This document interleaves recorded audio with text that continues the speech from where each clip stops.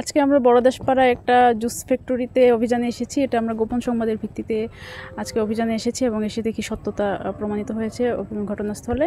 সেই প্রেক্ষিতে আমরা যথাযথ কর্তৃপক্ষের অনুমোদন ছাড়া অবৈধভাবে জুস প্রোডাক্ট এবং আচার দুটি প্রোডাক্ট প্রোডাকশন করার কারণে আমরা প্রায় 25 বস্তা খাদ্যদ্রব্য এখানে জুস ছিল সেগুলো জব্দ করে ধ্বংস করছি এবং ভোক্তা অধিকার আইনে তাদেরকে অর্থদণ্ড প্রদান করেছি এবং তারা অনুমতি ছাড়া প্রোডাকশনে যাবে না সেই শর্ত মোতাবেক তাদের কাছ থেকে আমরা মুচলেখা গ্রহণ করেছি। আমরা লাইসেন্সের জন্য এটা চেষ্টা চালিয়ে যাচ্ছি। টুকটাক যা লাইসেন্স লাগে, ফায়ার সার্ভিস বলেন, ট্রেড লাইসেন্স, পরে হালঘাট খাদ্যর একটা ইয়েছে, ওইখান থেকে সব লাইসেন্স আমাদের মোটামুটি কমপ্লিট।